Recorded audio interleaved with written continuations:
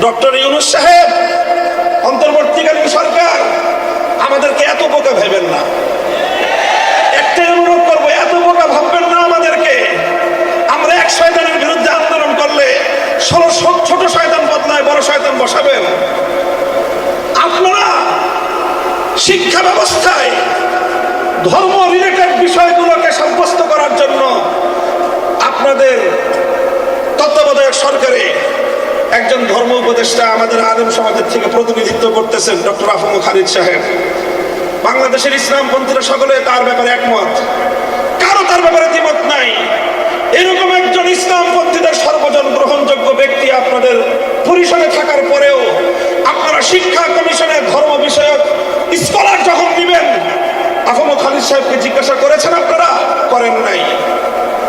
সবকিছু আপনারা আপনাদের মন মতো করবেন, ইসলাম বিষয়েও আপনারা আলেম সমাজের মতামতের তোয়াক্কা করবেন না। আর এরপরে আমরা গলা ফাটায় চিৎকার করলে বলবেন যে হুজুর এত চিৎকার করে কেন? এরপরে ছোট শয়তানের বিরুদ্ধে আমরা প্রতিবাদ করলে ওই ছোট শয়তান বদলায় বড় শয়তান বসাবেন। এইভাবে যদি চলতে থাকে তারপরে আমরা আর বড় শয়তানের বিরুদ্ধে বলবো না, বড় শয়তানের যারা নিয়ম দেয় তাদের বিরুদ্ধে আমরা কথা বলা শুরু করব। মনে রাখবেন, আমরা যদি কথা বলা শুরু করি বাংলাদেশে আমাদেরকে মোকাবেলা করা অতটা সহজ হবে না।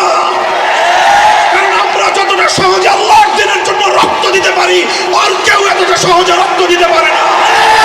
আমরা রক্ত দিয়ে শাপলা চত্বর রঞ্জিত করেছি, আমরা রক্ত দিয়ে হাটহাজারী রঞ্জিত করেছি, আমরা রক্ত দিয়ে শহীদ বাড়িয়ে তৈরি করেছি।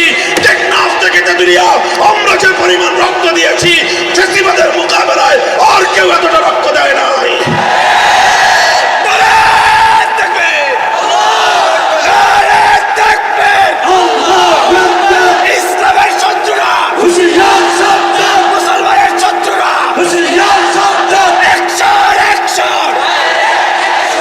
ইসলাম কেন্দ্রিক সমস্যাগুলো সমাধানের জন্য যদি রক্ত দেওয়াই হয় একমাত্র পথ, মনে রাখবেন আমাদের কাছে এত রক্ত আছে, রক্ত নিয়ে আপনাদের পিপাসা নিবারণ হবে না। আমরা বহু রক্ত দিতে পারবো, আপনারা সে রক্ত পান করে শেষ করতে পারবেন না। আমার নবীর ইজ্জত, ইসলামের গৌরব, ইসলামের মর্যাদা আমাদের কাছে এতটাই মূল্যবান, আমি এবং আমার সন্তানরা সহ আমরা রক্ত দিতে